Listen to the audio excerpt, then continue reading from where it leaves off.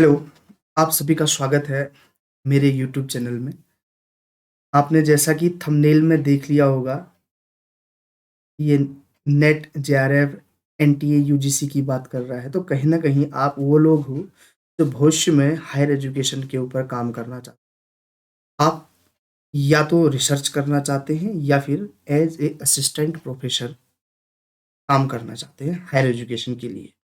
इसलिए मैं तो कहूँगा कि आप इंडिया के फ्यूचर में बनने वाले असिस्टेंट प्रोफ़ेसर हैं। इसलिए आप सबका स्वागत है भारत के भावी assistant professors. Together we learn, together we win. हम साथ साथ सीखेंगे, हम साथ साथ जीतेंगे। चलिए हम इस असिस्टेंट प्रोफेसर को बनने की अपनी यात्रा की शुरुआत करते हैं। मेरा नाम है मुकेश पाठक। मैंने भी दिसंबर 2023 में इंडिया के अंदर असिस्टेंट प्रोफेसर के लिए एलिजिबिलिटी एग्जाम यूजीसी नेट को फर्स्ट अटेम्प्ट में क्वालिफाई किया है। तो समझते हैं बिल्कुल बेसिक से कि हम कैसे आगे बढ़ सकते हैं। चलिए पहला डिस्कशन, किसी भी चीज़ की शुरुआत करने के लिए हमारे बेसिक मजबूत होने बहुत ज़रूरी है। अगर हमें बेसिक ही नहीं पता है तो फिर हम आगे मजबूती अपने इस विषय में या अपने नॉलेज में नहीं ला सकते। अब जिस चीज़ की हम तैयारी कर रहे हैं उस चीज़ से रिलेटेड कुछ शब्द हमने हमेशा सुने होंगे या हम सुनते आए हैं। UGC, net, JRF, SRF, NTA. तो ये थोड़ा डाउट क्लियर करते हैं। कोई बोलता है यार यूजीसी नेट क्वालिफाई किया है, कोई बोलता है नेट जेआरएफ क्वालिफाई करता है किया है, कोई कह देता है एनटीए नेट, कोई कह देता है यूजीसी एनटीए नेट। ये चीजें हैं क्या, पहले ये क्लियर तो कर लें। चलिए शुरुआत करते हैं। सबसे पहला यूजीसी। यूजीसी का फुल फॉर्म है यूनिवर्सिटी ग्रांट्स कमीशन, जिसे हम हिंदी में विश्वविद्यालय अनुदान आयोग कहते हैं। यूजीसी इंडिया के अंदर हायर एजुकेशन के स्टैंडर्ड को मेंटेन करता है। हायर एजुकेशन के लिए एक पिलर की जैसी UGC as important pillar of higher education, यानी इंडिया में हायर एजुकेशन के लिए यूजीसी एक पिलर है जिसे 28 दिसंबर 1953 में पहले बनाया गया और उसके बाद 1956 में पार्लियामेंट में एक एक्ट द्वारा इसे एक स्टैट्यूटरी बॉडी के रूप में एस्टेब्लिश किया गया। तो UGC university grant commission India में हायर एजुकेशन को कोऑर्डिनेट करने के लिए, डिटर्मिनेशन करने के लिए, मेंटेन करने के लिए स्टैंडर्ड को हायर एजुकेशन के, उसके लिए एक स्टैट्यूटरी बॉडी के रूप में 1956 में as an act of parliament इसे एस्टेब्लिश किया गया, जो कि पूरे हायर एजुकेशन को मेंटेन करता है, रेगुलेट करता है। और यहाँ तक कि हम बात करें तो ये फंडिंग प्रोवाइड करता है इंडिया में, यूनिवर्सिटी को ग्रांट्स देता है। और साथ में जितने भी इंडिया के अंदर यूनिवर्सिटी हैं, भले वो सेंट्रल यूनिवर्सिटी हो, स्टेट यूनिवर्सिटी हो, प्राइवेट यूनिवर्सिटी हो या फिर कोई डीम्ड यूनिवर्सिटी हो, हर किसी यूनिवर्सिटी को यूजीसी से रिकॉग्नाइज होना बहुत ज़रूरी है। यूजीसी के नॉर्म्स के अकॉर्डिंग चलना बहुत ज़रूरी है। कई यूनिवर्सिटी को यूजीसी ब्लैक लिस्टेड कर देती है। तो यूजीसी जिसका हेडक्वार्टर नई दिल्ली में है और साथ में इसके 6 रीजनल ऑफिसेज भी हैं, पुणे में, भोपाल में, कोलकाता में, हैदराबाद में, गुवाहाटी में और बेंगलोर में। तो कुल मिला के ये समझ आया कि यूजीसी एक कमीशन इस्टेब्लिश किया गया है पार्लियामेंट के एक्ट के द्वारा, जो इंडिया में हायर एजुकेशन की देखभाल करेगा, निगरानी करेगा, स्टैंडर्ड को बनाएगा, स्टैंडर्ड को तय करेगा। तो ये यूजीसी है। अब आगे हम बात करते हैं। एक शब्द मैंने यहाँ यूज किया था, स्टैट्यूटरी बॉडी। अब ये स्टैट्यूटरी बॉडी क्या है इसको समझते हैं।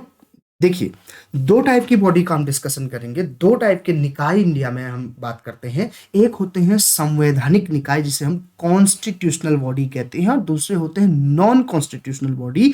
उसी के अंदर आता है एक स्टैट्यूटरी बॉडी। आगे भी इसके फर्दर पार्ट्स हैं लेकिन उसके ऊपर हम बात नहीं करेंगे। तो एक होते हैं संवैधानिक निकाय और एक होते हैं वैधानिक या कानूनी निकाय। अब ये लग तो एक जैसे रहे, जो पॉलिटिकल साइंस वाला नहीं है तो उसको ज्यादा अंदाजा नहीं आएगा, इसलिए मैं यहाँ पर क्लियर कर देना चाह रहा हूँ कि मैंने ये वर्ड यूज किया है तो तुम्हें क्लियरिटी होनी चाहिए थोड़ा बहुत।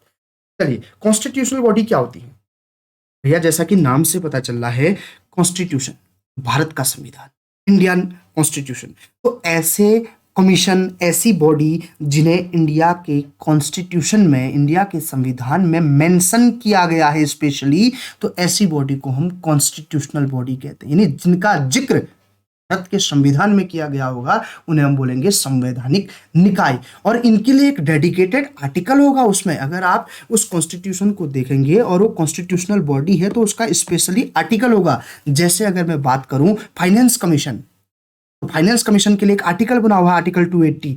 ऐसे अगर मैं बात करूं UPSC, election commission, national commission for SC and ST, तो ये सब क्या है हमारे संविधान में मेंशन है, इनको डिस्क्राइब किया गया है, इनके लिए एक डेडिकेटेड आर्टिकल है। और इनको पावर कोई लॉ नहीं दे रहा है, बल्कि कहां से पावर मिल रही है इनको? इंडिया के कॉन्स्टिट्यूशन से पावर मिल रही है। ये ड्राइव होते हैं और इनको पावर मिलती है इंडिया के कॉन्स्टिट्यूशन से। तो बार बार मैं बोल रहा हूं कॉन्स्टिट्यूशन यानी संविधान के द्वारा, संविधान में लिखित, संविधान में मेंशन ऐसे निकाय जिनको शक्ति संविधान दे रहा है, जिनके लिए आर्टिकल बने हुए हैं, उन सभी निकायों को हम संवैधानिक निकाय कह रहे हैं।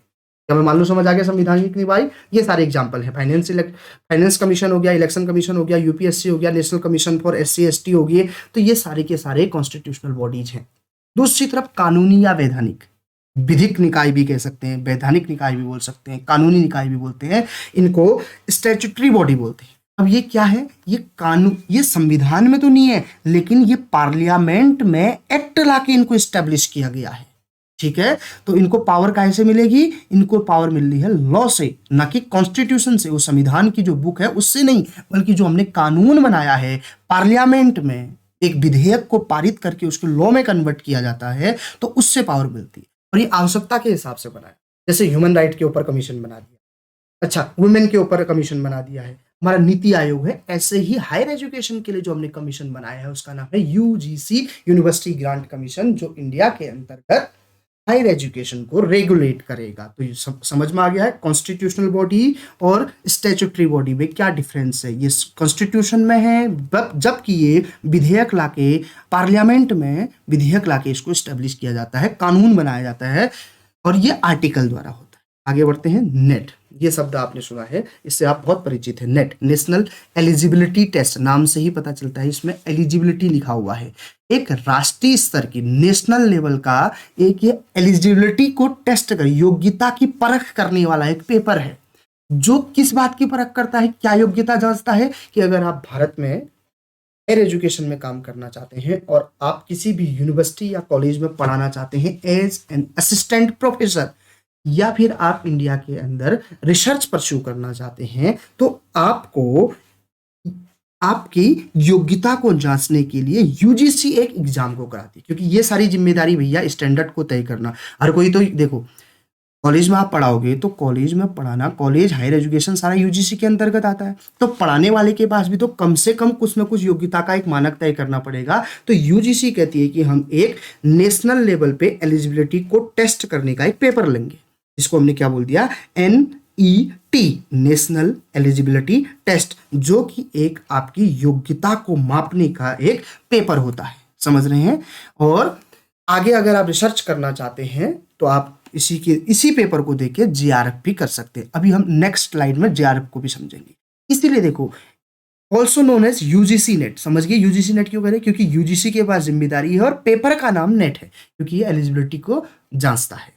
तो और ये कराता कौन है? इसको कराने की जो जिम्मेदारी है वो एनटीए के पास है। नेक्स्ट स्लाइड में हम एनटीए भी डिस्कस करने वाले हैं। एक कंप्यूटर बेस्ड टेस्ट होता है, सीबीटी, कंप्यूटर बेस्ड टेस्ट होता है नेट का, और ये साल में यूजुअली 2 बार कंडक्ट किया जाता है। और इसके सेशन की अगर मैं बात करूं तो एक बार जून वाला सेशन होता है, यानी नेट का एग्जाम आप एक बार जून में दे सकते हैं, एक बार दिसंबर में आता है, अगर साइकिल प्रॉपर चले तो, ठीक है। और अक्सर प्रॉपर चलती है, कोविड की वजह से थोड़ा डिस्टर्ब हुआ था। आगे चलते हैं। JRF, junior research fellowship. देखिए कोई अलग सा एग्जाम नहीं है, आपने नेट का ही एग्जाम देना है, और उस नेट के एग्जाम में से अगर आप आगे क्वालिफाई कर जाते हैं नेट एग्जाम, तो आप असिस्टेंट प्रोफेसर के लिए क्वालिफाई हो जाते हैं। लेकिन आप चाहते हैं कि मैं आगे रिसर्च करता हूं, तो जितने लोग भी नेट क्वालिफाई करते हैं उनमें से भी जो टॉपर होते हैं उनको यूजीसी द्वारा रिसर्च को परस्यू करने के लिए स्टाइफन या फेलोशिप दी जाती है। अगर इसको हम समझे गौर से तो JRF फुल फॉर्म है जूनियर रिसर्च फेलोशिप। ये एक स्कॉलरशिप प्रोग्राम है, रिसर्च स्कॉलरों को दिया जाता है, ठीक है। नेट क्वालिफाई जितने लोग करेंगे उनके भी टॉपरों को ये दिया जाएगा 6%। एक तरीका है इसको देने का। तो ये फेलोशिप है, लेकिन इसको पाने के लिए आपको क्या परस्यू करना पड़ेगा, पीएचडी यानी रिसर्च आपको करनी पड़ेगी। ये समझते हैं चार्ट से। अगर ये इतने सारे लोग जो येलो वाले हैं, सारे लोगों ने नेट में अपेयर किया, अपेयर इतने लोगों ने किया, तो सब तो नहीं निकलेंगे। कट ऑफ के बाद कुछ लोग हमारे नेट क्वालिफाई हो जाएंगे, जो कि क्वालिफाइड है इंडिया में असिस्टेंट प्रोफेसर के मिनिमम एलिजिबिलिटी को पार कर जाते हैं, तो नेट क्वालिफाई इनको कहते हैं। नेट क्वालिफाई में से भी कुछ लोग जो आगे रिसर्च करना चाहते हैं और उस नेट क्वालिफाई में से भी टॉपर हैं, कुछ ही लोग हैं, तो उनको क्या दिया जाता है, रिसर्च के लिए फेलोशिप या स्टाइपेंड दिया जाता है। उसी को हम JRF in junior research fellowship कहते हैं। ठीक है, अगर इसको और चीज समझते हैं, देखिए यहाँ पर लेट से 10 लाख लोगों ने किसी एक सेशन में एग्जाम में अपियर हो गए, 10 लाख। तो यूजीसी कहता है कि 10 लाख के जितने भी अपेयर हुए हैं उसका 6% टॉपर, जो टॉप में आएंगे, कट ऑफ लाइन के ऊपर आएंगे, और उनकी संख्या कैसे तय करेंगे, 6% अपेयरों का। तो 6% जितने अपेयर होंगे उनको हम कह देंगे कि ये नेट क्वालिफाई है, हाँ ये इंडिया के अंदर असिस्टेंट प्रोफेसर बनने की इनके ऊपर योग्यता है। अब बात क्या है, अगर ये रिसर्च करना चाहते हैं तो ये जो 6% है, जैसे 10 लाख का 6% हमने निकाला तो 60,000 लोग नेट क्वालिफाई हो गए। अब इन 60,000 लोगों के भी तो मार्क्स ऊपर नीचे कम ज्यादा होंगे, हालांकि ये 10 लाखों के टॉपर है, लेकिन 60,000 में भी तो कम ज्यादा नंबर होंगे। इनके टॉप 6% लोगों को रिसर्च परस्यू करने के लिए जेआरएफ यानी जूनियर रिसर्च फेलोशिप दे दिया जाता है। तो 6% 60,000 का, पहले हमने 10 लाख अपियर हुए, 10 लाख का 6% निकाला, 60,000 नेट क्वालिफाई हो गए। अभी नेट क्वालिफाई में से भी टॉप 6% को हम क्या दे देंगे, जेआरएफ देंगे, जो कि 3600 आ जाएंगे। ठीक है, अब आप मुझे बताओ कि जो जेआरएफ क्वालिफाई करने वाले कैंडिडेट का नंबर है वो अपियर होने वाले कैंडिडेट के नंबर का कितना परसेंट है, आप कमेंट में बताओ। ठीक है, आगे चलते हैं। एसआरएफ सीनियर रिसर्च फेलोशिप, नाम से ही पता चल रहा है भैया रिसर्च फेलोशिप, कुछ नया नहीं है। जेआरएफ इज ए फेलोशिप या stipend that a PhD candidate get for 5 years। JRF की फेलोशिप रिसर्च करने के लिए 5 साल के लिए दिया जाता है।